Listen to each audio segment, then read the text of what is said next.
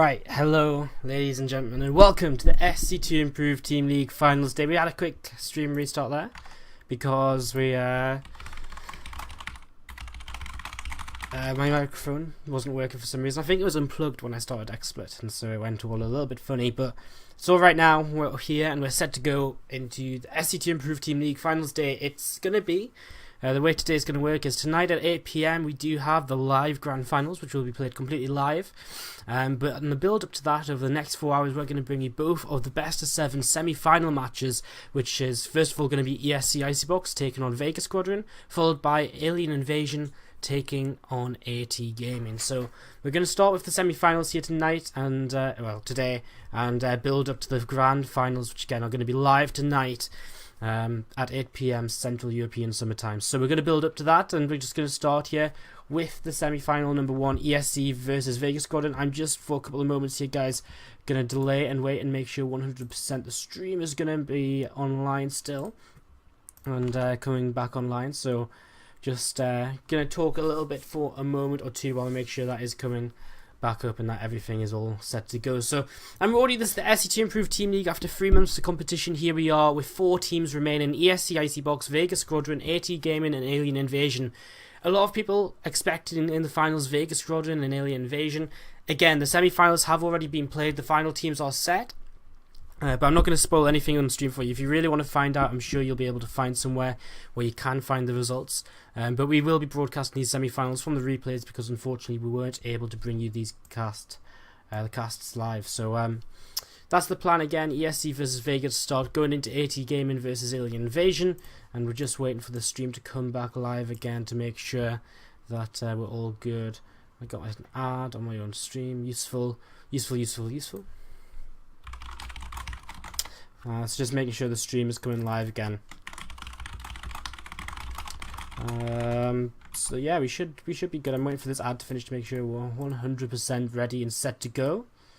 As this FIFA ad gets out of the way, hopefully at some point, some amazing goal coming down. And it looks as though we're actually live. Okay, great. So it's live. We should be all set to go on here, and we're going to start up by going into this first game. So it's Vega Squadron versus ESC. The first players from these two teams are going to be Jacko and Dana. So Dana has been actually a fantastic player for Vega Squadron throughout the season. He's taken a lot of important victories for them, and he's always been a very common starter for Vega Squadron, who have a very strong lineup. So a scary player coming out of these Vega Squadron to begin in the semi-final match. But Jacko from ESC, we've seen him quite a lot in the SC2 Improved tournaments for quite a long time now, so intrigued to see just how well Jacko's going to do here as well, as we just making sure everything's still good and live, and it is. So we're going to jump on into this game. So let's go on into this. In the upper left hand corner to begin things here today, we're going to have the green Protoss player from ESC Icebox. It is Jacko playing a PvZ here to begin things today against his opponent from Vega Squadron. In the lower right hand corner from Poland, it's Dana representing Vega Squadron once again. Definitely one of the favourite teams here today to move on through into the finals and maybe even come out victorious in the finals later on. In the group stage, they were formidable. They were absolutely unstoppable. They went 11-0 in the quarterfinals. They nearly got knocked out by Against All Authority, but they just managed to clinch a 4-3 victory. So they came through in the end. So they, throughout the season they looked very, very strong. Their worst result in the group stage was a 4-3 victory against REG Gaming, and behind that 4-2 against Alien Invasion.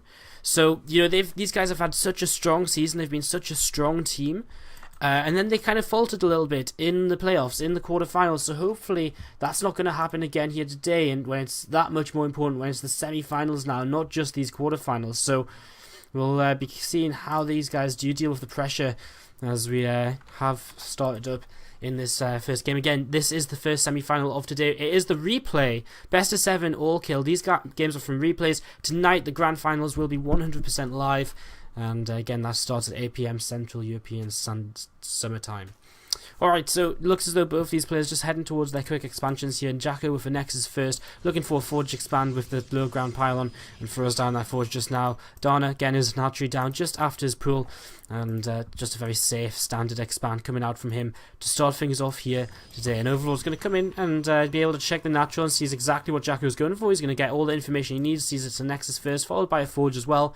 So Dana with some good information here to start off this series in game number 1 here on King Stage Jungle Station. Quite interesting map for PvZ, because we so often see PvZ games on this map revolve around these bases where the Zerg quite often sets up just a row of swarm hosts in the middle, and we see just constant constant waves of Logos hitting towards these bases of the Protoss player. So this is a map which can very easily turn into one of them very late game scenarios, and we'll see if Jacko lets it get that far, if he lets it get to that stage, if he lets his opponent go into an infestation pit, to go into anything like that, to go into further tech, or if he's just going to try and end it maybe with a 2 base timing, try and stop it before Dana can really get anything like that out, as he does park these Zerglings here on the ramp.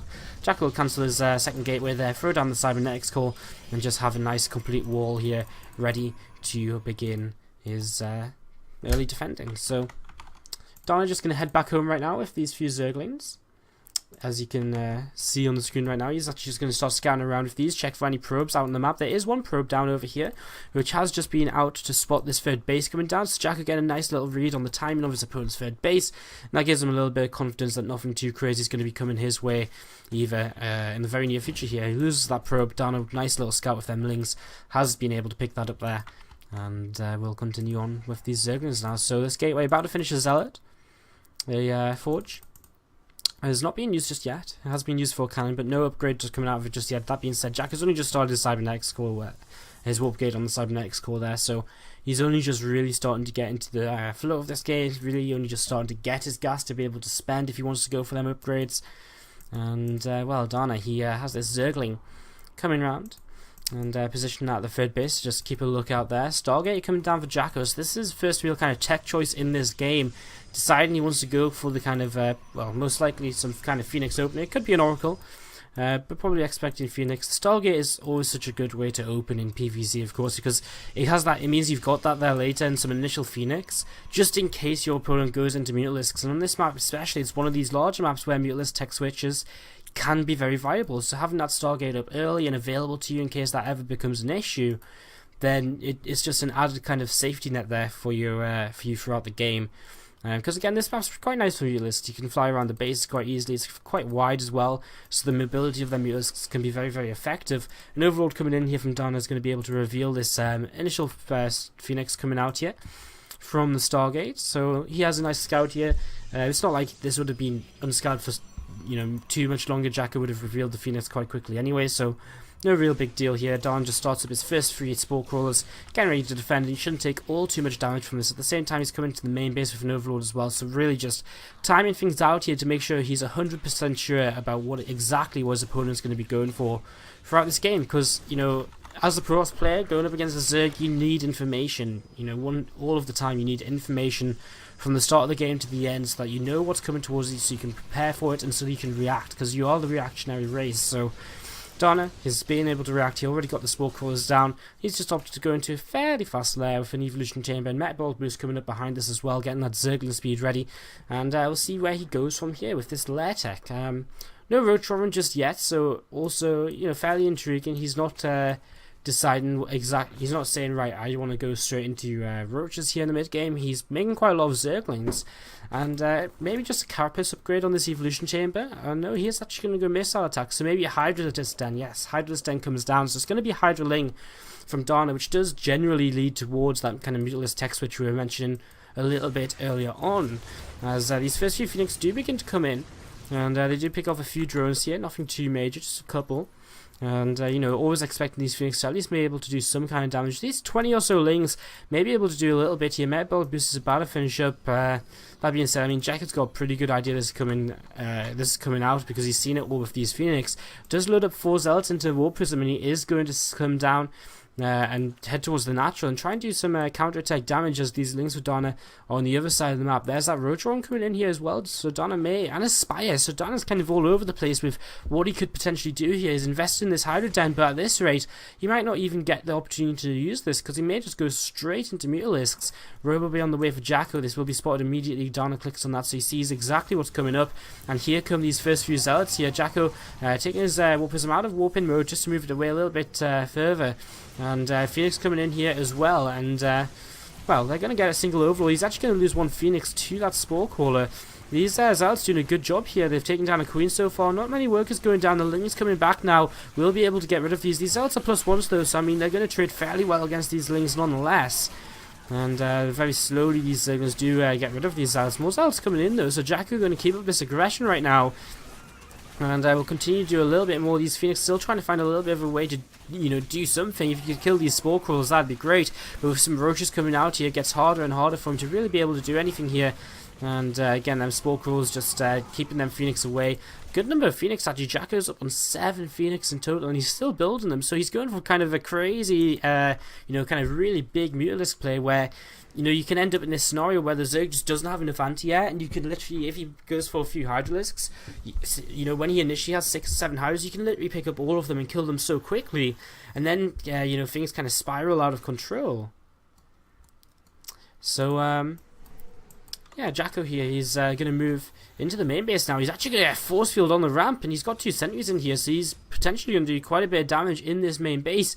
11 Corruptors on the way, so he's going to be able to shut down the Warp Prism pretty quickly, so I guess there's not going to be a never-ending supply of units into this main base. As the Corruptors do come in and they do target down that Warp Prism straight away, so there's only really a few sentries in here now, and I mean, they're not really going to do the kind of damage Jacko was initially expecting.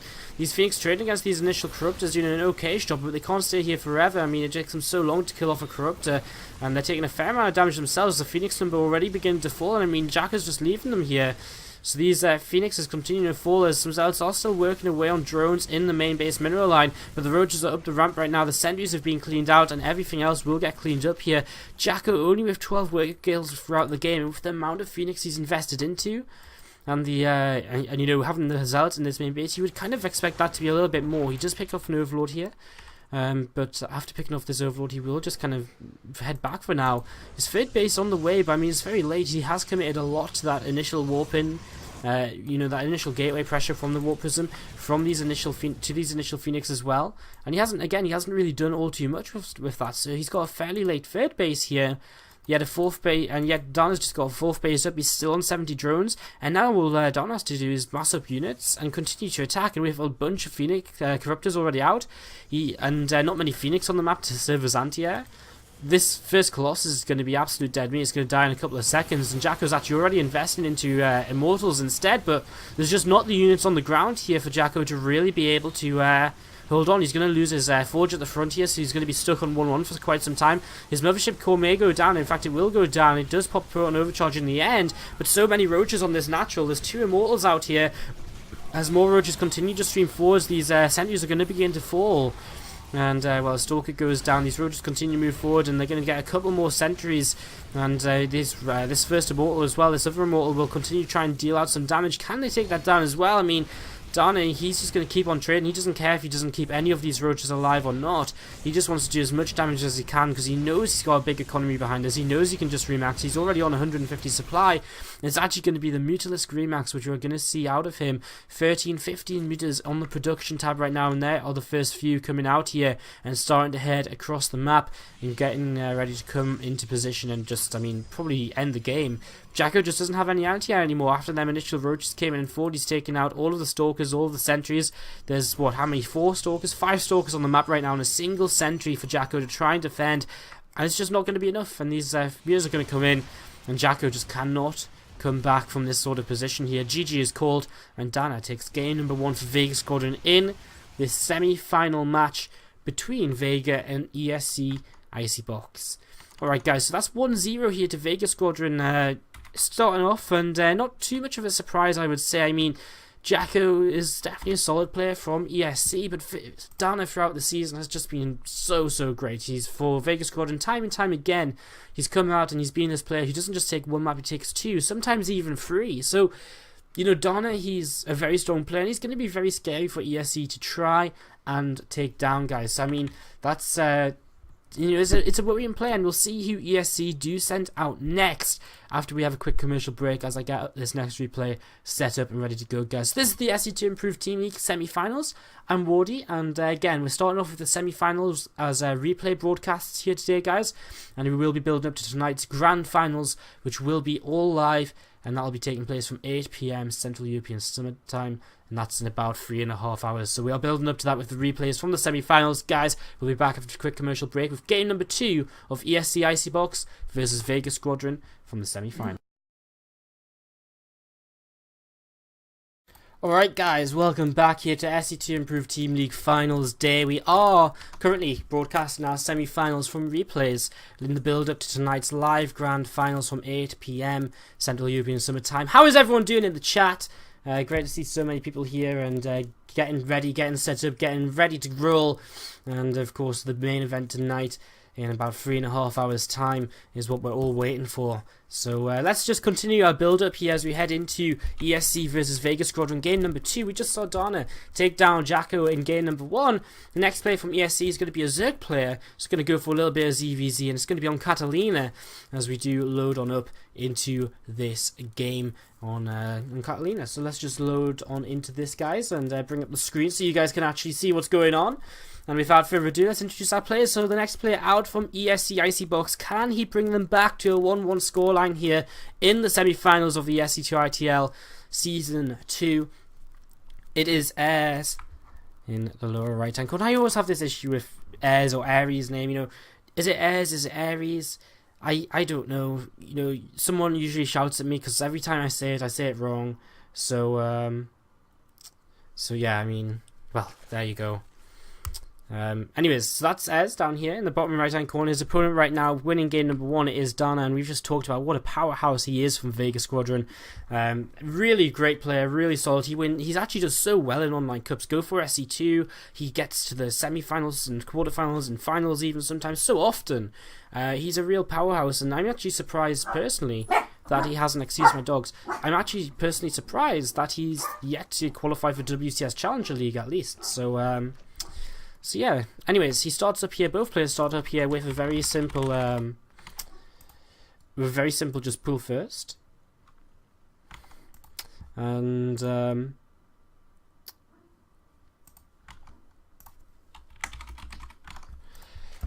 and yeah, just pull first on the way out here from both of these players. So nice save opening, as I really need to shut my door, but someone opened it. Just shut them dogs up. Anyway, so I'll do that. I'll do that when we next take a quick break. So ZVZ here with a pool first opening. It's going to be a hat-trick coming down for both players. Neither of them are going to go pool and gas, so it's not going to be all too you know, it's not going to be aggressive at all here really. Both of these guys just looking to expand here as you know, as safely as they can. They're not really looking to kill their opponents early on. They're probably just looking to head into fairly solid macro mid-game styles and to you know, head along into that. So Ez down here is starting up his gas just at the same time as Dana, and both of these guys again just setting up into the mid game here. Probably going to see some Zerglin speed on the way. Might see a little bit of bling wars. We could very well just see both of these guys heading to maybe a fairly fast lair, or just into a fairly fast 40 drones or so, and the third base as these guys spreading their overlords out. The vision going to start ramping up here, and getting these overlords going to begin getting into position so that they can begin seeing any units coming across the map. First little bit of a fight going down here, and it is actually going to be Ez who doesn't actually come out on top. Wow, Dana in the end there, and even Ez is a little bit surprised at that. He got the first Zergling kill, and it looked as though that was going to be pretty good for him there. Maybe needing to pull back his hurt Zergling just a little bit longer, but wow, okay, so Dana actually comes out ahead in that fight. Very minor victory, of course, just a single Zergling advantage from that. High Art's a little bit questioning here about what happened, and obviously the manager's not paying enough attention to the games. Bad managers. That link does get what was eventually coming for it. There's 2 more links come out here for Aries, and well, I mean, in this scenario right now, neither player's really been able to scout the other. So Donna has no idea what his opponent's going for, and at the same time, Ez has no idea what Donna's going for. So neither of these guys really know what's coming towards them just yet. They don't know what's about to happen. They don't know what's going to happen. You know, they have to prepare for everything. And right now, we do just see Metabolic Boost on the way. We do just see Bane and Nest on the way. So both these guys are playing very safe. Ez, with these 2 extra Zerglings, has managed to make it into the main base. So he gets a pretty good idea about what is going on. He sees, well, you've got 250 gas mine, 100 of that is going to be in speed 50s in that Banelin Nest. I've seen at the front as well. So, you know, you've got enough money to make about 5 Banelins or so, and then he's going to look at his own gas and be like, oh, okay, so you're in a pretty similar position to me. And, you know, from there, Ez says, right, I know that you're not probably going to be all too aggressive. He does have on a Spine Crawler just in case. Dana now gets the exact same scout. And Dana actually back at home is going to enter the lair after that scout of his opponent. So it's a cute little thing to do, you know, say, right, you've scouted me, you've seen I have a Bane in this, I could go for aggression. I'm just going to go for a lair instead once you've lost your little bit of an ability to scout now. That Zergling does end up dying, and a few links for here for Ez can actually head out on the map. And just sending a couple of head out, actually, and morphing in a bunch of defensive Banes. I think Ares here thinks he's really in a little bit of a situation where he's actually going to end up defending, where he really isn't. He's actually just starting to fall behind. He's taken a 3rd base, but a 3rd base or a faster lair is the question. You know, which would you rather have? And Dana's actually building up towards a situation where he's going to be throwing down the Spire as soon as this lair finishes. He's got his 4 gas down, so he's going to be looking to head into that Spire pretty quickly here as that lair does finish up, and there's that Spire coming down. So this is kind of the interesting thing. Usually it's the Mutalisk player who goes for the faster 3rd base. Ares in this situation, or Ez, is the player actually with this faster 3rd base now. So with this faster 3rd base, can Ez gain an advantage? Can he keep it alive? I mean, a few Zerglings already heading across the map here for Dana. There's a few Banelins, of course, out for Ez. They will help definitely in terms of defense. A Roach on the way for Ez, so he's definitely going for a more defensive kind of game style here. As Ling's just trading against each other, and you know, Ez doing a good job of defending so far. Considering he's got a 3rd base down, considering he's pretty even in drones, he's in a pretty good spot. As long as he doesn't take all too much damage from initial Mutalisks, he should actually end up in an okayish position here. Dana's not really being able to get into a position where he can get a slightly faster 3rd base. Now, we've got slightly different compositions. It's, of course, Roaches against Mutalisks, and it's fairly late lair from Ez as well, so he's not going to have Roach speed for quite some time, so he's never going to hit a pre-Mutalisk timing. More than, you know, pretty much what Ez is going to look to do is just build up a better composition, deflect the Mutalisks, and get into a scenario where he can easily move across the map and attack his opponent before Dana can really transition out of the Mutalisks. So really what he needs to do is, first of all, spot that these Mutalisks will come in. Nice trade here, 2 links for 2 Banelins initially. Ooh, doesn't just get that shot off there, where then Banelins could have picked up a whole bunch of them Zerglings. We have a couple of, a single Zergling actually coming into the main base there to scout for Ez. What did he see? Didn't actually see that Spire. As some Banelins now actually coming in here for Dana, and he will actually go after these drones. The drones turned around. This is huge. This is going to be a huge Banelin hit. A huge hit there. And that's only 5 workers in the end, so not as bad as I thought, I think. I mean, look how many on low HP. 1, 2, 3, 4, 5, 6. So that was another 6. We'd be talking about a 10, 13 worker advantage there for Dana.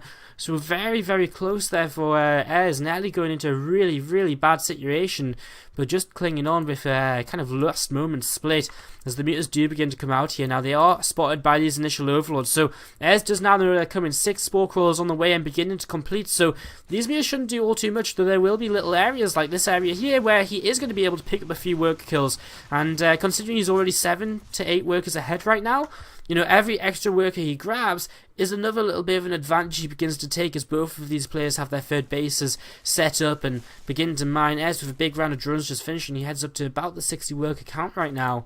And Dana, you can see as well, is beginning this transition period now into Roaches. And what's really interesting to kind of note is that I think Ez has actually kind of forgotten about his +1 missile attacks here. He's had this evolution chamber for so long, yet he's not put any use to it. So he's actually in this scenario now where he just seems to be behind in every way, because Donna's going for double upgrades. So he's going to have similarly timed upgrades, but he's going to have +1 carapace as well. He's got these Mutalisks to harass with as well as also. So I mean, as things go on, he will as stuff goes on, he will continue to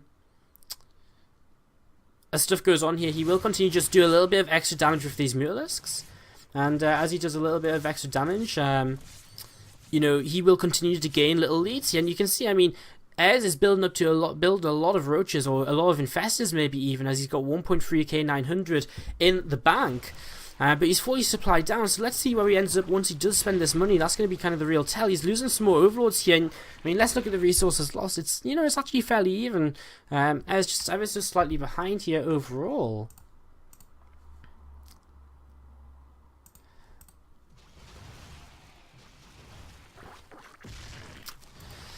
As these overlords do get taken out. So Dana is still in a pretty good spot here. He's still about 30-35 supply ahead.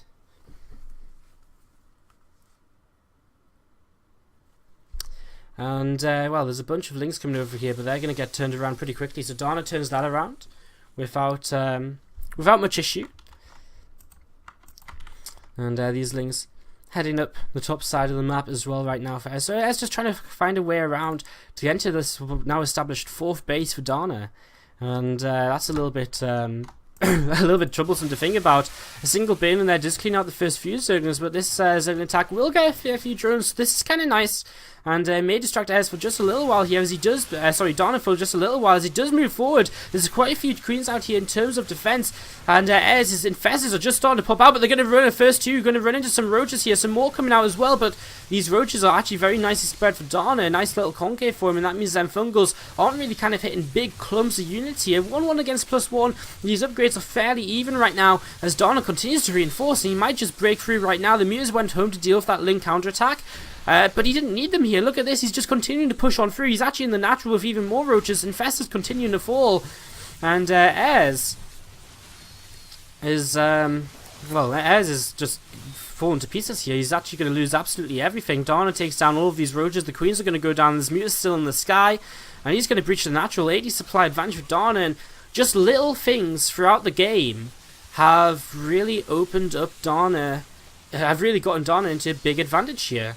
As he's got damn. I mean, he really kind of got into some. It was really like he didn't get an upgrade advantage when he really should have. Considering he's playing against Mutalisks, he really should have been the player with an upgrade advantage.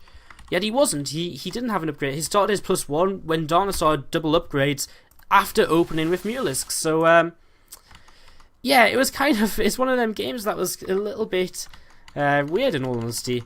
Because it felt as though Ez should have had a couple of extra advantages here or there.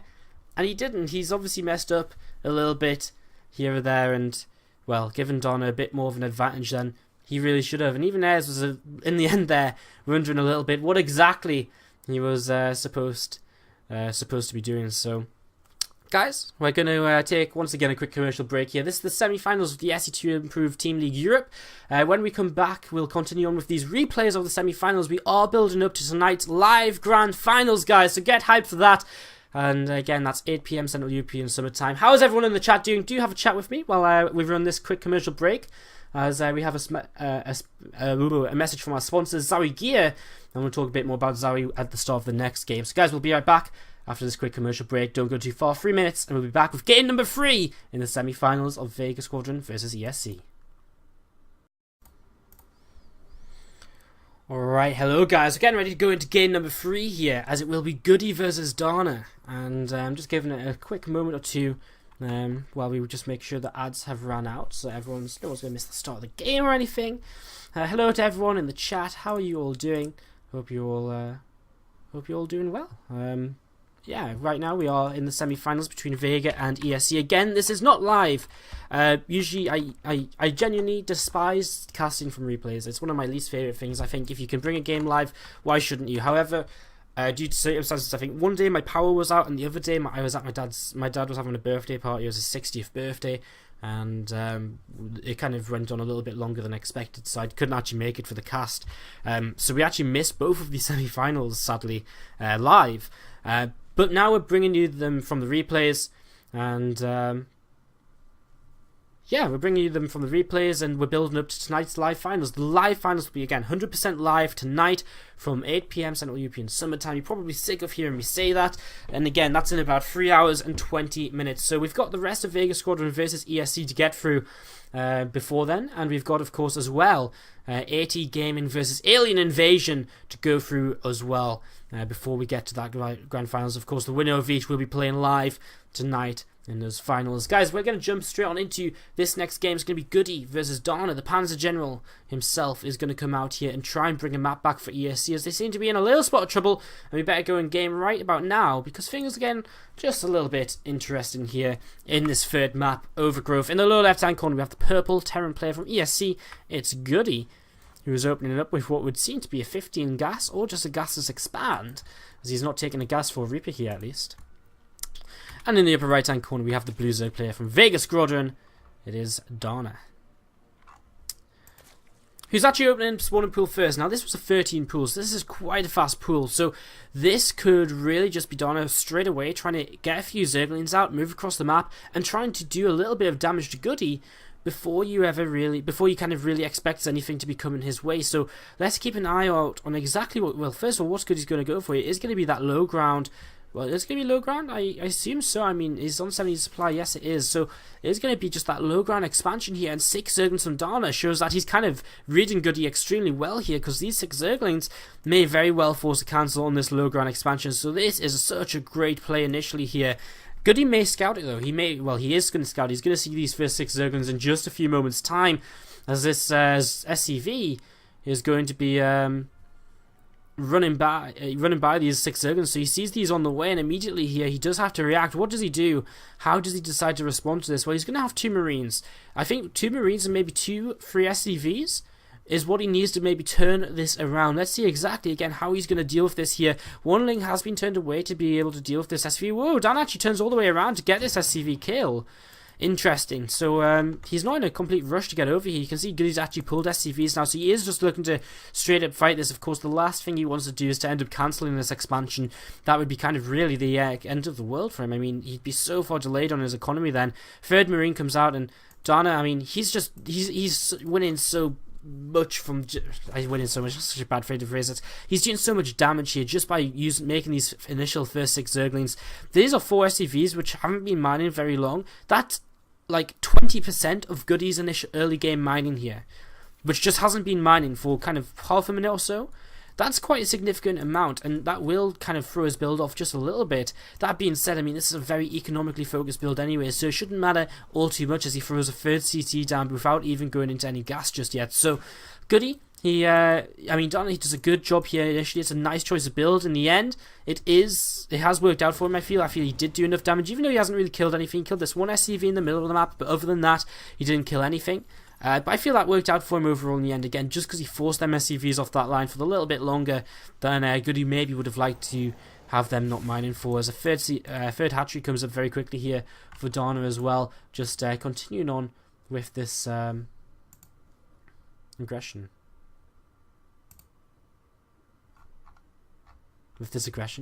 What am I talking about?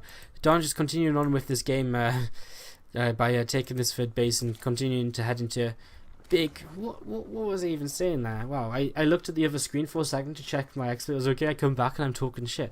So Donna's heading into just a pretty solid mid game. I mean, matching the kind of economy of Goody as best he can. He's going to be probably droning up pretty heavily from now on. I mean, he doesn't have any confirmation there is a 3rd CC up.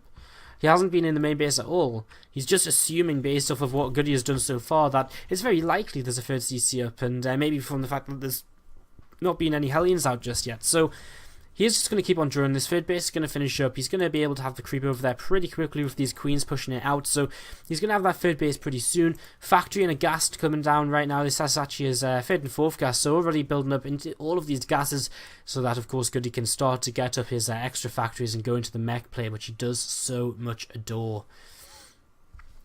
Alright, so factory lifts, he's going to swap around with the reactor here, and there's a starport actually coming down here. Alright, so 3CC into Hellion Banshee, maybe even Hellbat Banshee. Quite a strong opening, as 2 more factories come down as well. So Goody just going to start up in this game pretty much very, very greedily, and he is not going to get punished for it in the end, as Donna will just drone here. I guess he kind of gets punished for being so greedy, because he lets Donna, by being so greedy, he lets Donna just drone endlessly. But you can't really make too much of a judgment from that, as can't make too much of a judgment from that at all. I mean, obviously Goody's build is designed to let the Zerg just do what they want for however long, for as long as they see, as long as he sees fit. So going into the mech play, and these extra factories starting to come on down. What format is this? Asks Demoniac Milk. It's best of 7 all kill. So best of 7 all kill. First to 4 map wins advances to the grand finals again, which are tonight in 3.5 hours or so. Make sure you tuned in for that, as it should be pretty damn awesome. A couple of factories on the way here. Again, added on 2 more now, so it's going up to 5 in total. And again, with these factories on 3cc, 5 factories pretty standard for free base production, as some Marines come over to make sure he's going to be able to clear out this Overlord at the 3rd and be able to you know, land his 3rd CC without too much of an issue. And this Overlord will get chased down despite the Overlord speed, and down it goes. 1-1 upgrades on the way for Dana now. I'm surprised he's going for melee upgrades here. I'm intrigued to see how exactly he's going to play this game out. He does add on a RO4, and I mean, again, he should be expecting some kind of aggressive play from Goody, right? Sorry, some kind of mech play from Goody, and it could very well be aggressive as well. So I assume these initial Zerglings and this RO4 is all built kind of defense in terms of to deal with defense, to be defensive early on against early Hellions or so. So far Goody doesn't really have that many Hellions out. In fact, he's got almost as many tanks as he does Hellions, so he's not actually going to be that aggressive at all. Dana, these Lingers, I'm again intrigued. What is the spawn one going to be for? He's got an infestation pit all the way down. Is he going to get his +1 missiles behind this? Or is he going to keep with the melee upgrades and maybe go into ultras quite quickly? He's got an infestation pit and a spire, so he's going into literally all of the tech he can right now while taking a gold base as well. So really going for everything he can right now.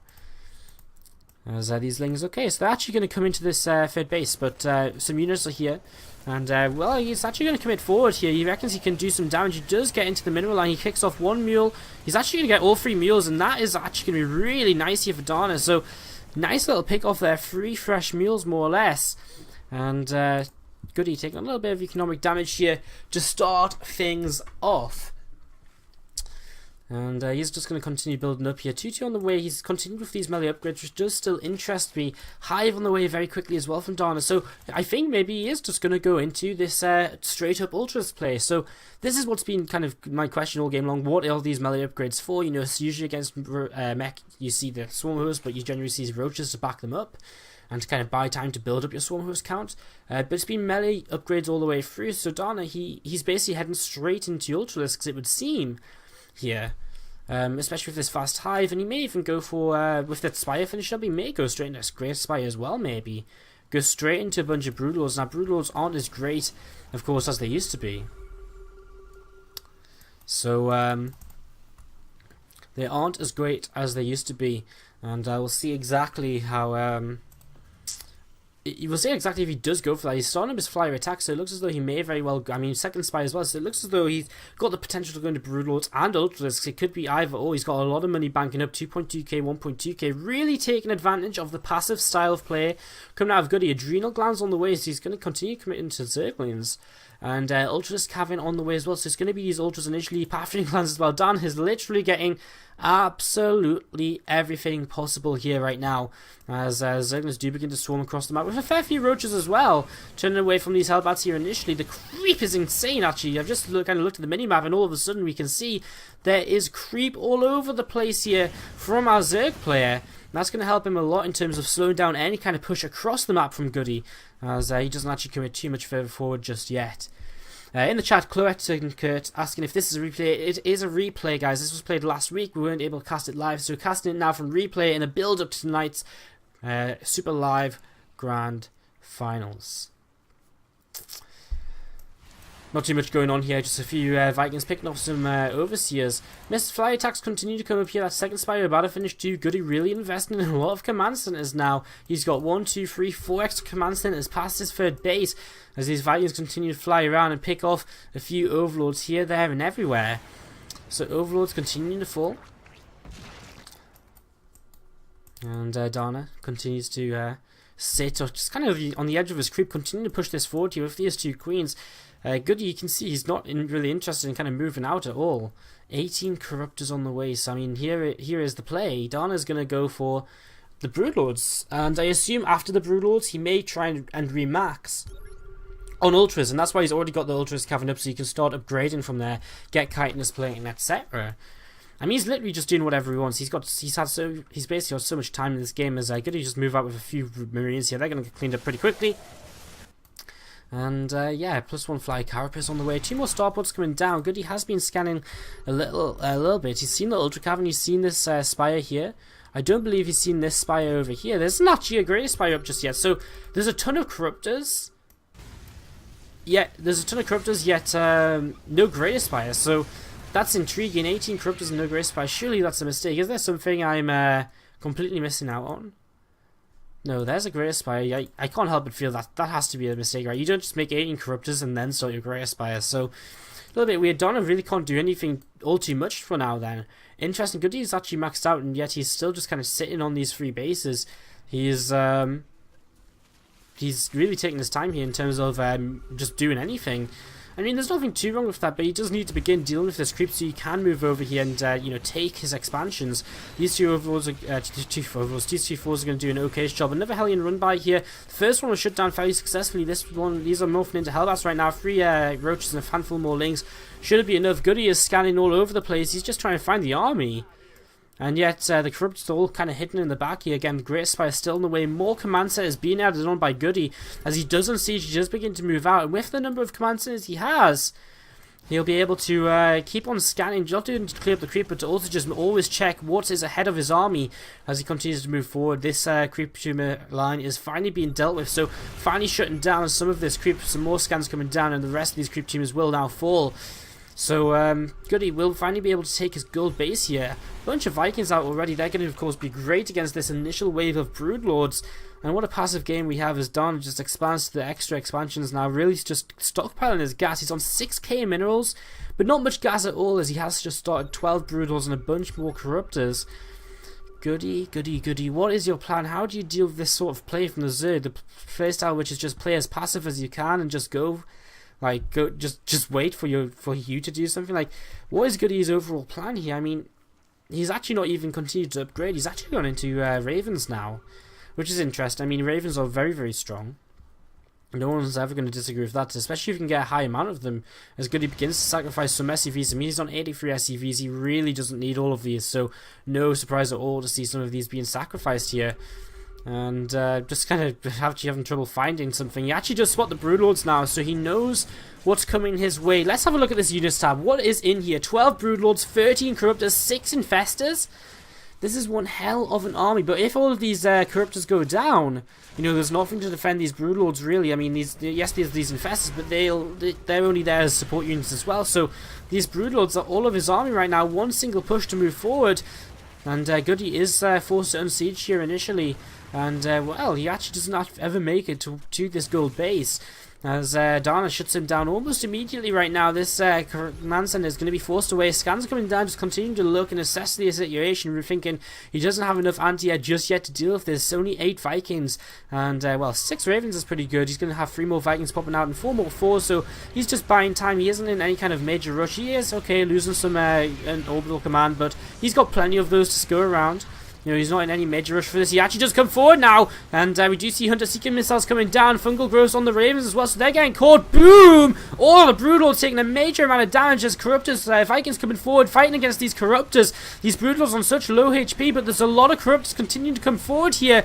Can Goody take down the Corruptors? If he can, these Broodlords are so low on health. One more Hunter-Seeker missile could have taken them all down.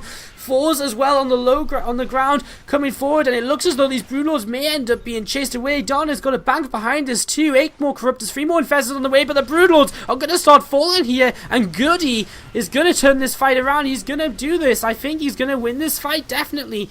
Now the only problem is the fact his opponent's got enough money to build about 2 more armies. Goody going to be able to push this back now. Will be able to finally get towards his gold base. Surprised he hasn't tried to move over towards this base, at least considering he was pushed away from this gold base so long ago. Some of these Broodlords getting transfused up here. 5 of them do remain. We have a couple of... it's finally these SCVs actually getting traded off over here by these spine crawlers. This gold base almost mined out here for Dana. As he still does of course have these extra bases over here and over here, which are still full of minerals. Goody. Doesn't actually have a command center, I assume, to float over there. Just okay, he does. He's floating in a command center over here just now, so he is going to be able to take a position And get ready to go. Ooh, these Broodlords out of position now, and they will all go down. That's going to be a bunch of them. In fact, all of them could go down here. Some more coming across. Corruptors are coming, though, and that's one more goes down. So actually only 2 in total. Vikings now moving away. And Goody continuing to build these Vikings, continuing to get a Viking count up. He did lose his 6 Ravens. Now, them 6 Ravens would have been so critical in another fight here. They would have had the energy back up. And, you know, with only 3 starports up in Tech Labs, you know, it's kind of hard to commit that much time to rebuilding Ravens when he needs so many Vikings. To be able to deal with this kind of army, to be able to deal with this army of Donna as well. Donna's finally starting kindness playing, so may go for some kind of ultra switch at some point here. It's kind of tough to see it really working though. It's so hard to get enough ultras kind of wrapping around this army at the same time. Broodlords begin to move forward here. These Infestors position as well to lock so down on some fungal growth. Hunter Seeker Missile will start to come forward here on this first Broodlord. It does actually fizzle out, so nice control by Donna, pulling the correct Broodlord back. Fungal growth on these Vikings will put a lot of damage down on them, and Goody is just coming forward with absolutely everything right now. These Broodlords continuing to take damage here. Now, if all the Broodlords die, there will not be anything to kind of stop these foes just killing off the Corruptors, and there's not that many Broodlords left, so it looks as though Donna doesn't actually really have enough to continue doing this. And well, Goody pushes through once again. He actually 170 supply to 130. Donna does have money though, and 7 Ultralisks will be his point of contention here. Will 7 Ultras be enough? You've got to remember, a lot of his supply right now is tied up in Corruptors, which are complete dead weight because there's nothing in the sky to shoot down. There are 20 Corruptors, 21 Corruptors out here, which are right now just completely useless. They're not going to achieve anything at all. They're not going to do anything at all. As Goody continues to move forward, he's going to take down this extractor. He's going to come down and start taking down this gold base. Not the biggest it deals, but it'll be a little bit of gas, which Donna doesn't get. And gas is what he's really started for right now. These other bases as well may very well go down. Goody, how far does he commit forward here? After taking down a base, does he fall back and just go to get his reinforcements? I mean, he's only just getting his gold base up and running. He really should, again, I feel, focus on getting another one of these bases at the same time, because his third base is about a mine out. He really does need some extra money. Here come the Ultralisks. Is it going to be enough? These first Ultras are kind of getting destroyed, but here come the Lings as well, and there's not really any Hellbats to add the splash damage against the Zerglings, and that's going to be absolutely huge. Goody target firing against these Ultras. He will lose the majority of his army here. Don turning around the supply counts now maxed against Goody's 110 supply.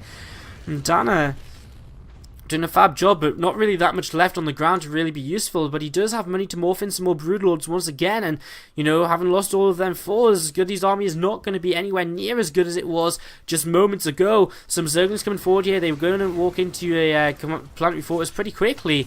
They can't really move forward, and again, there's nothing really here to be too aggressive with. 6 more Ultras on the way, and these Lings are so critical because Goody just doesn't have the minerals to invest in Hellbats. And I think Donna's really realised that kind of lack of Hellbats in this composition of Goody, and you know, these Lings, which you know he was building up towards from the early game, these Ultras as well, are finally coming in useful, and they've finally kind of been the thing which have turned this game around. You know, the Broodlords and Corruptors haven't traded that well at all.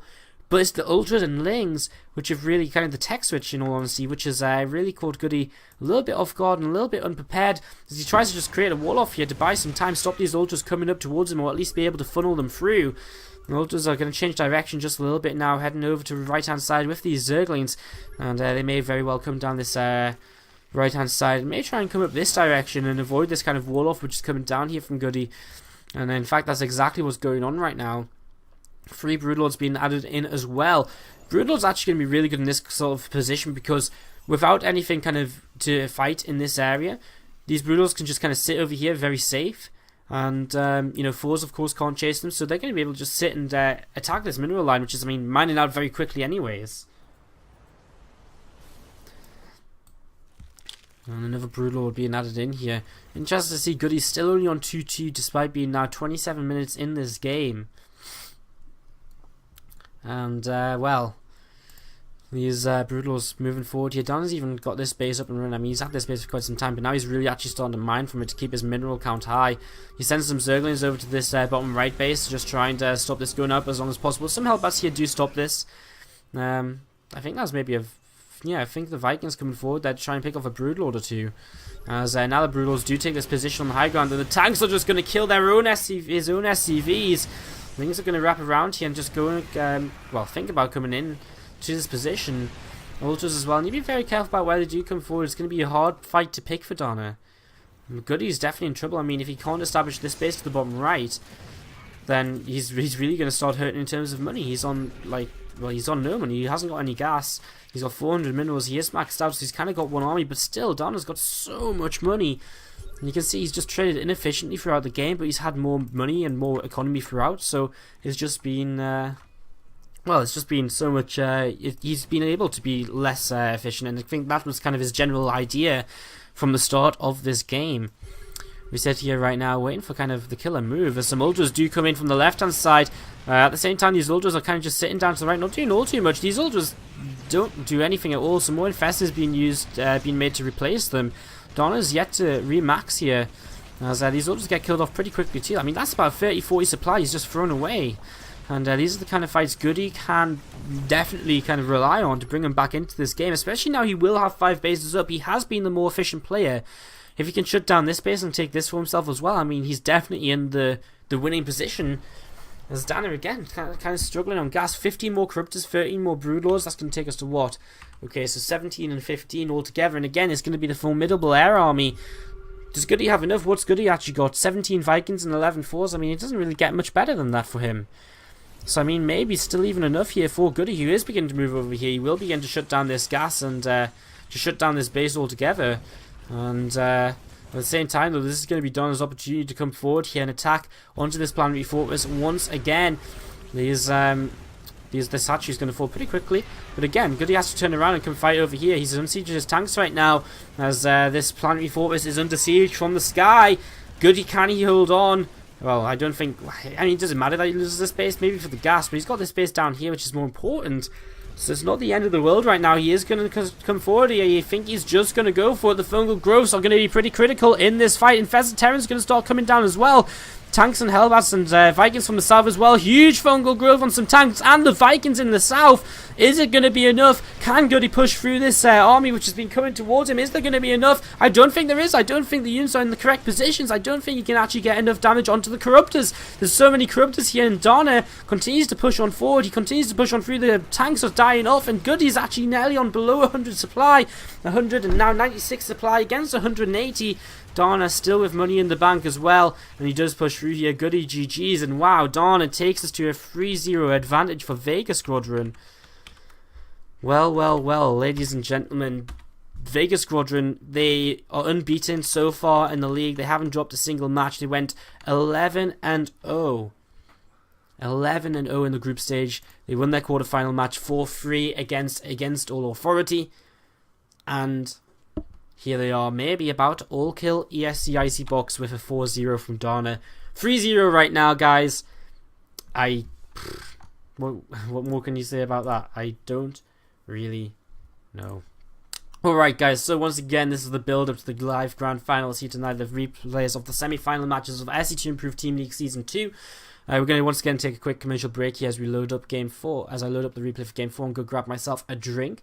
In the meantime, guys, if you're a little bit, if you want something to do in the break, do check out our sponsor, Zowie Gear. You can check them out at www.zowiegear.com. But you can also check out our website, SC2Improved.net. But don't go there if you don't want the semi-finals spoiled for you. If you don't want the results of the semi-finals spoiled, don't go to SC2Improved.net. But you can check us out on Twitter at SC2_improve. And check us out on Facebook as well at facebook.com/SC2Improve as well. Another quick commercial break here, guys. A little bit of music while I go get a drink and get ready to go into game number 4 of ESC versus Vega Squadron. Dana goes up against Yin Yang, the final player from ESC. Can he reverse all kill? It's going to be quite a task, even to get through Dana. Never mind the rest of Vega Squadron. We might very well have our first finalists decided after this next game. Guys, don't go too far. I'm Wardy, and this is SC2ITL Europe Season 2.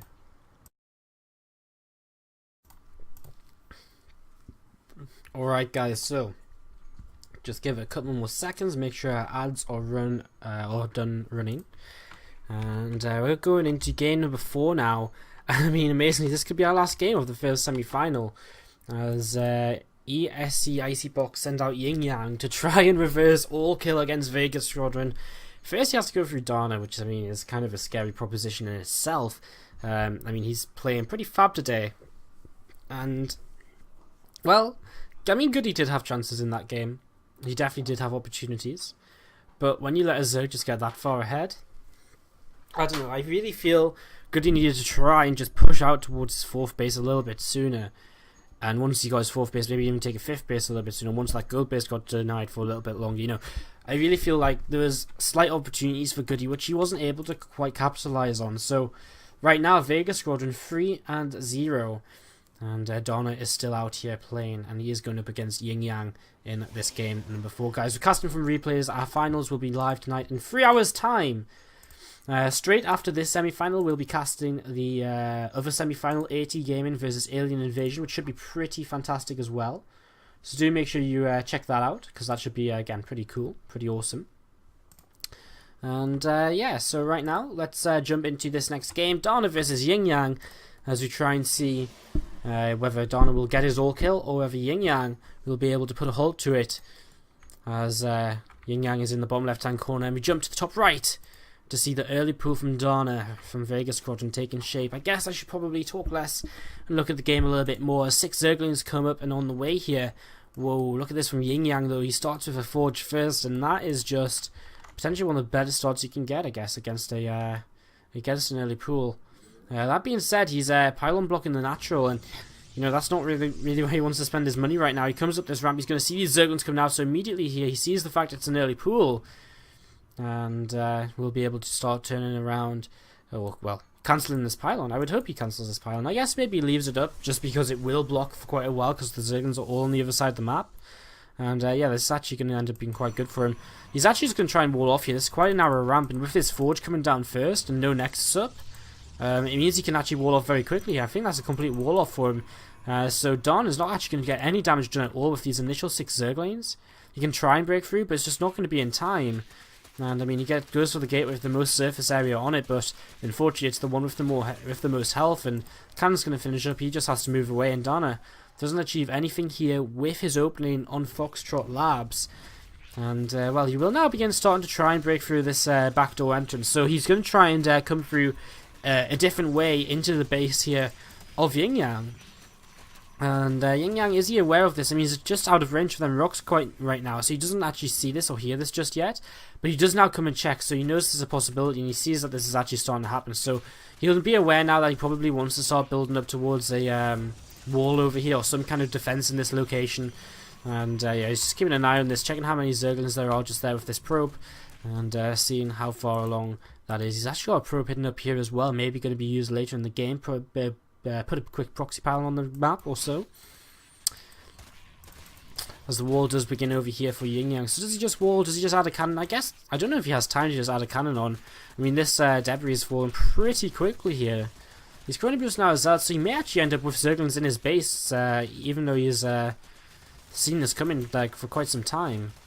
Let's see what happens. Is going to be able to Chronobus out Stalker 2 quite quickly, because that warp gate's up. I mean, again, this Zealot and Stalker come out so much faster than, well, not faster, but by the time these Lings are in, the Zealot and Stalker are pretty much already out, because he's had to break his way through this wall.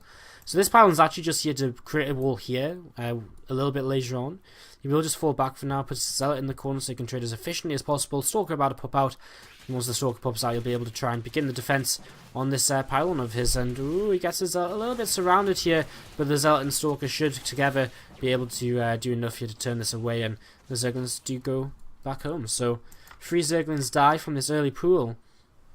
Not all too much gained here initially by Donna. In fact, I would think it's probably fair to say that nothing at all gained from Donna here initially in this game.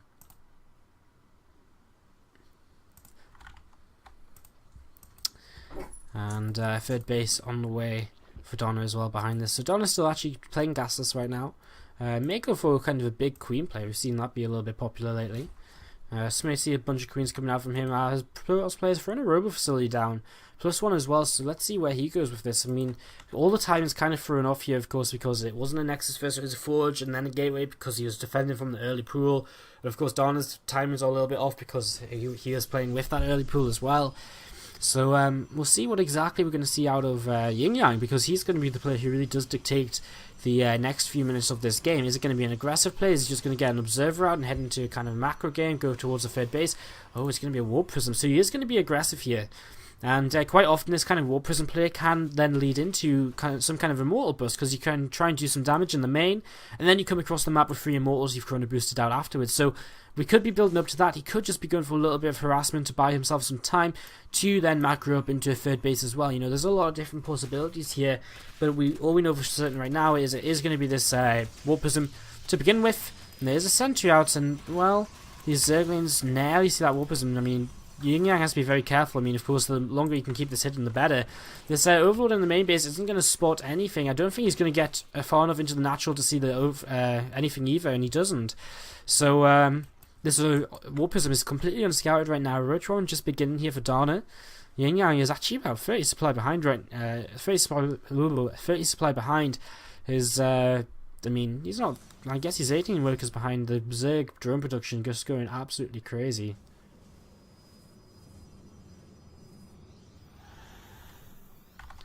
And, well,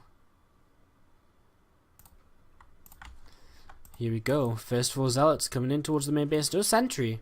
So may not in the end be a may not be a force field on the map, may just be saying, right, I don't think you're going to have enough units here. Queen comes into position. You did see this coming in with an Overlord, and these first Zealots are going to drop and try and hunt down that Queen. A lot of Zerglings just came out as Metal Boost, not quite ready, and there is actually a bunch of Zealots coming in here. That's an extra 6 Zealots being added on, and without Roaches, this is going to be a little bit hard. Now, Roaches are on the way, 13 of them, but only 2 of them in the main base, and there's going to be a force field on this ramp as well, and there is force field down, so a lot of time now for these Zealots to pick away at whatever they feel would be best picked away at. Roaches are mostly going to be trapped outside here. The Zerglings are going to make it kind of hard to get another sentry down and to get another force field down, as a ton of Brokers continue to fall.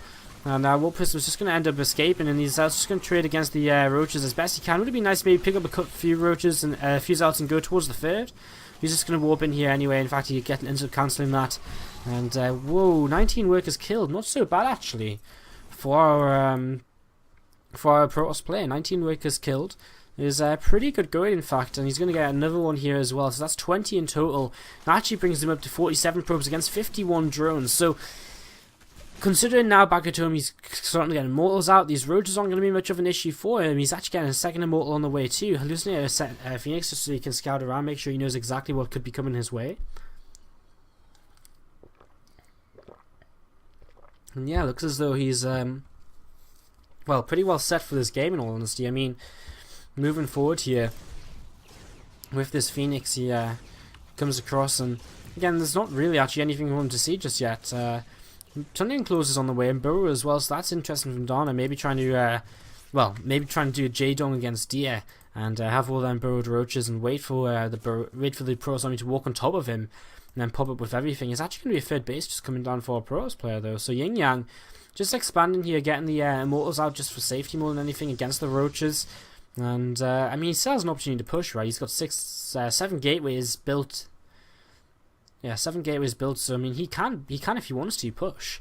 But he is investing his money instead into a 3rd base, into a Twilight Council as well. So, I mean, instead, we could see him actually build up a bunch of, Immortals, Twilight Council, and Twilight Council for Blink and +2. And if he does that, you know, you can end up going for kind of a big 3-base push, something which Patience kind of popularized. I remember watching them doing an IEM Cologne against J-Dong, I believe, was one of the games he did it in. I actually looked at that replay quite a bit. I think it was on Habitation Station. So that's definitely one of the possibilities right here. I mean, it's not usually done with an armor upgrade as well, but that could just be because of the lateness of his Twilight Council. I mean, this is generally a game where everything is a little bit off. There's our Twilight Council coming in. I mean, +2 Blink expands are pretty common anyways, but the addition of the Immortals is what makes this very, very interesting, as these Roaches are not going to be able to do anything at all. There's another Immortal on the way out, and these Roaches again, they're going to look for a way in. There's a little bit of an attack coming on over here. Some cannons on the way up, and they should be enough to be able to deal with this, and a couple of warpins as well should definitely add enough defenses onto this. A lot of sentries here, there's more than enough force fields, and these Roaches for now will just have to turn away. They can't actually end up doing anything. And, yeah, so we actually have roaches coming in forward here, and the force fields aren't the best. Burrow and Tunneling Claws helps him get away there, but an Observer means he does take a lot of damage on the way out. These cannons are finishing up here. These roaches will eventually get cleaned up. He's taking his time about it. This Photon Overcharge is still active over here. Roaches trying to come in once again. Good force fields. Third base maker, he will get picked off here because he's in this kind of position where he can't actually get close enough to attack these roaches, hitting on his third base, but a lot of these roaches may go down if they stick around, and Donna says, well, that's actually not what I want to do. He gets a single gateway over here and forces a lot of cannons and some warp pins, but has to turn away, so not too bad overall. Warp Prism coming back though, and going to hit this third base quite hard. 3 Zealots, and of course the potential to warp in 7 more is always going to be quite scary, and he actually traps the Queen here with the Zealots. A nice little positioning with the initial drop off, and gets the Queen guaranteed there for himself. So Queen down, and these roaches still continuing to commit forward here. Ventral sacks on the way. Are we going to see roach drops from Donna? I mean, it looks like it. The force fields miss a little bit here. He's a little bit late to drop these. Yin Yang get himself into a spot of trouble. Dark Shrine on the way. His Blink's about to finish. He's got a fair few stalkers, so that will help a little bit, especially in terms of being able to chase these away as well. At the same time, Warp Prism comes back into the main base. Here it is once again, going for another Queen kill, if not just some more drones. And it looks as though Donna says, right, I've just got to get out of here. No more drones killed since that initial fight, and still no more killed either, and this is going to get all cleaned up in the main. So this Warp Prism is good though. It's really distracting Donna from just continuing his attacks, which he wants to do, and you know, the longer he doesn't kill his opponent for, the longer he lets Yin Yang live, the better of a position Yin Yang is in. More upgrades come in for him, you know, Blink's finished, more Immortals come out, DT Shrine on the way as well, so another form of harassment. And this base spotted over here as well, that's going to be another location Donna's going to have to defend here very soon, because Yin Yang has just spotted that with this Warp Prism. So 4 overlords worth of roaches loaded up and getting ready to drop, I assume, into the main base here. Yes, that is exactly where they are rallied, so things could get a little bit interesting. Now, DTs are, of course, very good aggressively, but in this scenario as well, they're going to be very good defensively. Being able to just warp in some DTs will eventually deal with a lot of, you know, with any kind of small number of roaches like what is going to come into the main base. As again, Photon Overcharge used at this third to deny over here. DT's splitting up and heading all over the place. Fourth base is going to be the first to come under attack. It's going to be the Queen under attack over here. We do see still these roaches trying to commit. Nice force fields blocking off a few of them. Here come the overlords into the main base at the same time. Stuff going on all over the place. DT in the main, in the third, in the natural / main as well. Roaches in now the main base of Yin Yang. And Yin Yang is actually just going to move across the map. It looks as though he's going to go for the base trade now. And he says, maybe I can... Well, he's going to be able to warp in DTs here, surely. Are these DTs? Yes, they are. And they're going to be able to start working away on these units in his main. These roaches can't fight. So, you know, once he initiates the base trade... you know, Don is forced to fight, which is exactly not what he wants to do. 5 infestors on the way, though. They could definitely make a difference here, as Don has found a way to squeeze out a Hydra's Den and an infestation pit throughout this time he has been fighting. These Immortals just shredding through these roaches right now, though. And only a single fungal landed so far. Hydra's Den and Infestation Pit fall at the same time. This third base going to fall here as well. Roaches now coming in towards this base at the third. But Zealots warping in should be more than enough to deal with this. And Immortal being sent back as well to deal with this. He's going to come over towards the fourth base now. Yin Yang going to take this out. Dana with a lot of money in the bank, but not too much gas. He's going to lose a little bit more here, and he's definitely going to lose this base. He's going to lose a fair few overlords as well. Dana really needs to find a way to spend his money, but without gas again, how does he do that? I don't think he can. Another base falls for him here. Now he's going to be limited in terms of the number of lava he has. As Yin Yang, he still holds his main, natural, and his third, so he takes an economic lead here. And, well, he's going to take down a bunch of overlords as well. And, of course, most importantly, an Overseer. There's one more over here still, but once the Overseers are down, you know, they have to be replaced because he needs Overseers to be able to deal with these DTs. I mean, fungal growths can lock them down and kill them off, but that's a waste of energy. Just one fungal for one DT at a time. Don actually coming forward here. He locks this army down with the fungal growths, but I think there just may be way too much firepower.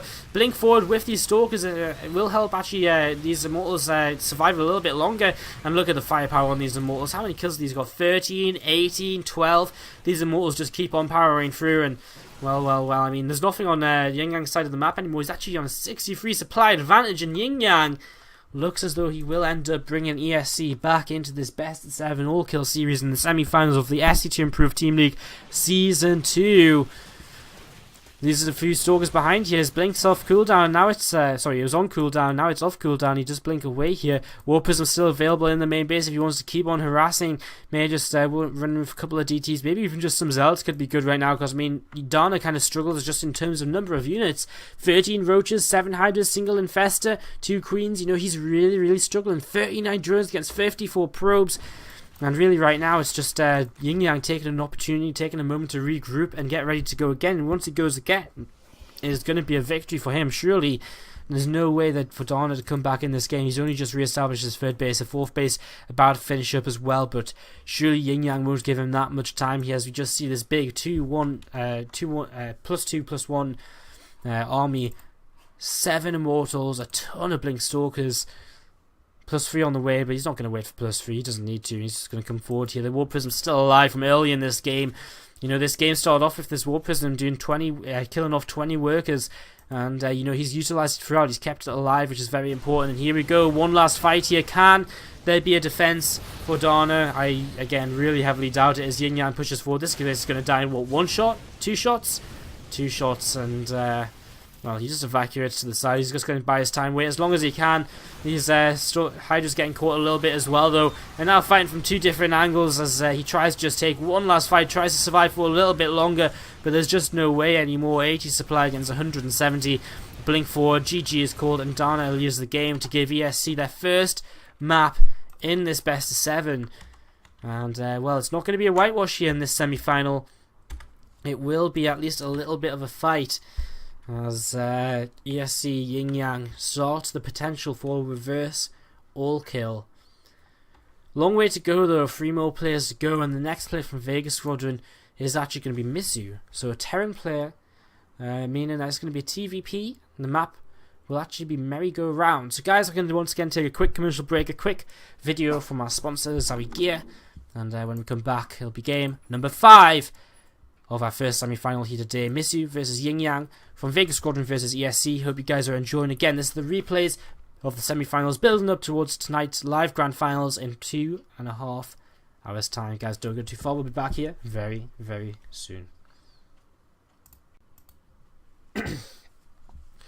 Okay, guys, so game number 5 between Vega Squadron and ESC Icy Box here, as we load on up onto merry-go-round for this potentially final game. We have had Vega Squadron on a match point here for already 1 game. Yin Yang has held off the first match point. Now he has to go play up in a PVT to try and hold match point number 2 for Vega Squadron, and to stop Vega Squadron securing their places in today's finals. So we are, well, we're in the game. So without any further ado, we're just gonna open this up, but we may as well just introduce this and take this slowly at the start of this on merry-go-round. The blue Terran playing up right hand corner for Vega Squadron. It's Mizu. He is also a Polish player, right? I'm 99.9% sure. I don't know why I'm doubting myself, because I am very, very sure actually that he's Polish. And he is. So 2 Polish players in a row here from Vega Squadron. This being the second after Dana did fall after winning 3 maps in a row. Can't really complain if your opening player wins 3 in a row. On the lower left, in the green, Protoss player from ESC Icy Box. It is Yin Yang. So, you know, not too much to say about Yin Yang. He's a player who I know plays for ESC, but apart from that, I haven't really ever seen too much from him. So, intrigued to see how his PVT plays out. I feel he played that PVT out very well. He really utilised that War Prism very well. He defended almost perfectly against Dana's attacks. You know, he never really took too much damage. And he decided when he was under attack in his main to go for the base trade, and that was the exact correct decision. So, good decisions there in his PVZ. Let's see how his PVT does shape up here on merry-go-round. 3-player map, one of the 2 3-player maps in the current map pool alongside Catalin there. And yeah, so Mizu is moving out here with his first SCV, and he's going to scout in the correct direction. as Yin Yang actually drops a pylon to the top side of the map. And this could definitely lead to, well, definitely 100% is leading towards some form of proxy here, as this pylon's going to finish just as the Cybernetics core finishes, and surely this is just going to be a very fast Stargate here. And the thing is, with this kind of build, you kind of, well, you don't necessarily rely on the Terran player not scouting, but now that the Terran player has scouted, look how fast he knows what's going on. He comes into the main base, he just sees gas with 3 in, gas with 3 in, he sees warp gate not started, he sees, you know, Chrono Boost on a gateway doesn't really mean that much, but warp gate not started, the longer that doesn't start for, the more you've got to be questioning, you know, where is your gas going, because you've got so much of it. So immediately here, Mizu should have a pretty good idea what's going on. Look at this, immediately engineering bay coming up in the main base. Now he's going to be very safe from this initial proxy oracle play from his opponent. A reactor on the way down after this Reaper. And this Reaper is trying to find that Stargate. He's trying to find the Stargate right now with this Reaper, hunting around, trying to see what's up. And he will actually miss it, continue to miss it here. So kind of the more obvious position for it to be in, but he doesn't actually find it just yet. First turret on the way up in the main base, mineral line, the natural mineral line a little bit exposed, and if that oracle can get in and delay this command center, then that would be something kind of nice for him. That being said, there's going to be about only the first 2 Marines, so I guess not that great. Coming back in with this SCV, he will have seen no Nexus on the low ground. You'll still see no tech in this main base. So he has to realize now 100% this is some kind of proxy play. Okay, his command center finishes up just in time. Stalker comes forward here, but we're alongside this turret, which is very well placed. He's not going to be able to do all too much with this Oracle. Oracle does chase down that Reaper at the same time, though the Stalker taking a lot of damage here.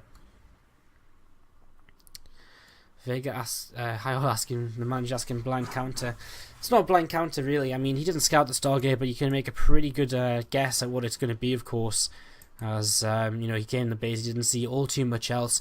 He saw the double gas, he saw the delay on the warp gate, you know, and when you add it all together, it can only really mean one thing, and that is the potential. I mean, you know, it's proxy something. If it's one base kind of proxy DT, then you've got turret up.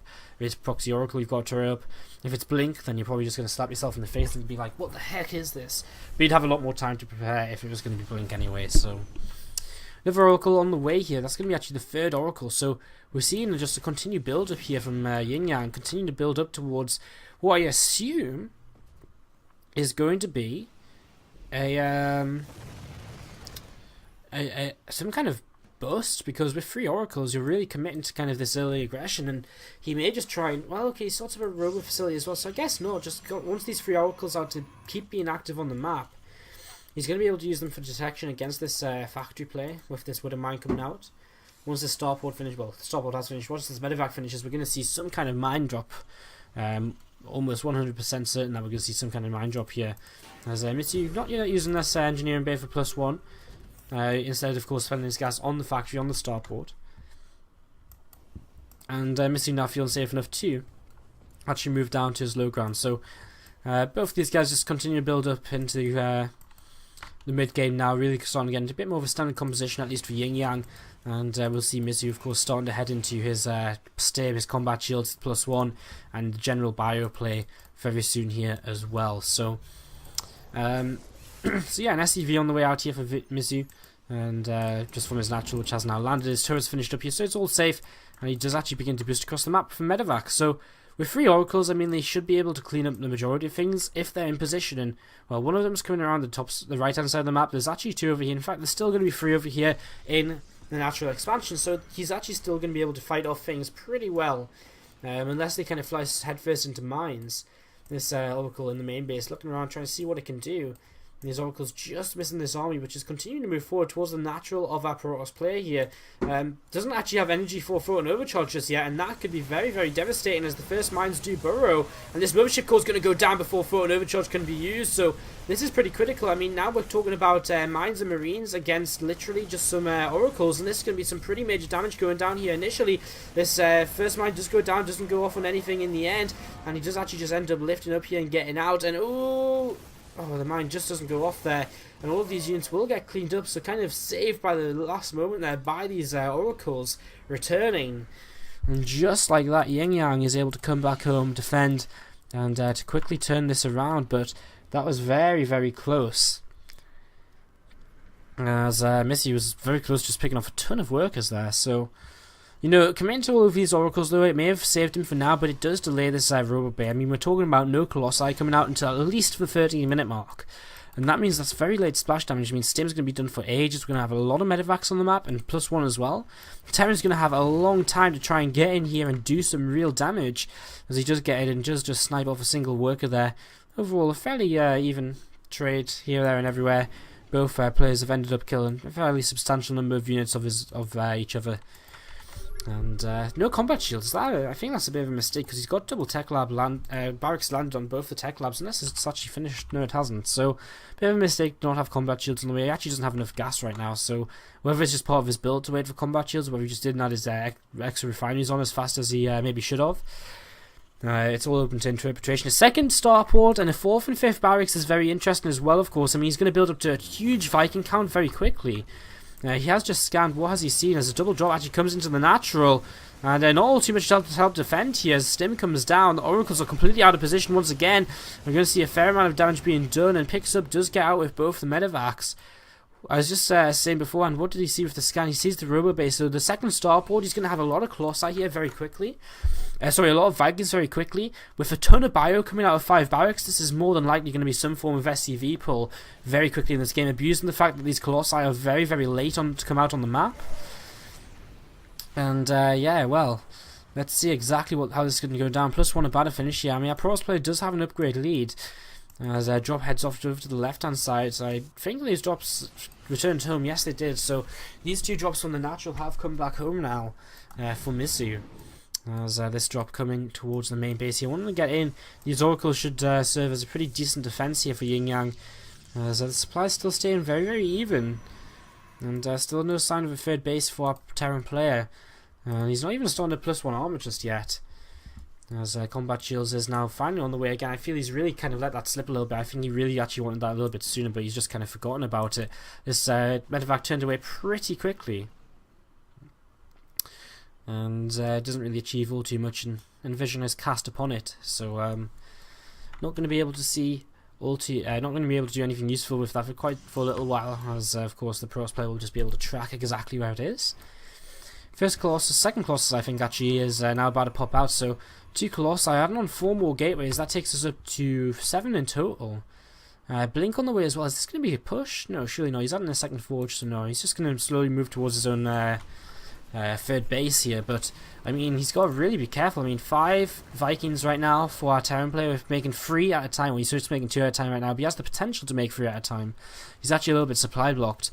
So, I mean, he's got more than enough Vikings already to actually come across here and fight. Alongside SCVs, I don't actually know how the Pros player stops this kind of army. The Terran player has 90 army supply to 60. This is potentially very, very bad for our Protoss player. Especially if the Terran player does opt to come forward and attack. Alright, so 2-2 on the way for our Pros player. I really get the feeling we're not going to see that come to fruition here in this game. As the Terran player still holding the middle of the map. These oracles still alive. How many units have we actually seen die here? 15 Marines, a medevac. I mean, we actually haven't seen that much for the Pros player die, apart from 10 workers from them drops. Oracles now actually fly into some Vikings though, and that's not so great, taking a fair amount of damage on these. And of course here is the Terran army moving across the map, and he is bringing everything. Wow, all of these SCVs coming across. This is pretty much all his SCVs. He's actually left a few behind not mining. But this is literally everything right now. No third base up for the Pros, so he's going to be able to defend up a ramp. He doesn't have any force fields yet though, and surely he needs some force fields. He needs some kind of force. He's adding on cannons. He needs some force fields so he can just stop these units coming towards him for a little while. Time Warp will definitely help. A lot of these SCVs will fall here very quickly. There's the Stim. The initial Zealots falling very quickly as well. These Vikings, so many of them just taking down the Colossi in 2 hits. And well, there he comes here. The third Colossi is going to fall as well. And this is going to be it. It's going to be Vega Squadron confirmed as our first team into tonight's SC2 Improved Team League Season 2 Finals. Everything gets cleaned out. GG, Grat, and Yin Yang taps on out. They'll give Misu the victory. And that is a 4-1 victory for Vega Squadron. Congratulations to them, our first team in tonight's finals. And that leaves us only to find out who they will end up playing. Will it be AT Gaming? Will it be AT Gaming? Or will it be Will it be AT Gaming or will it be Alien Invasion? That's our other semi-final, guys, which we will be casting in just a few moments' time. We're going to be going into that just after, once again, quick commercial break. So we've got another best 7 on the way right now.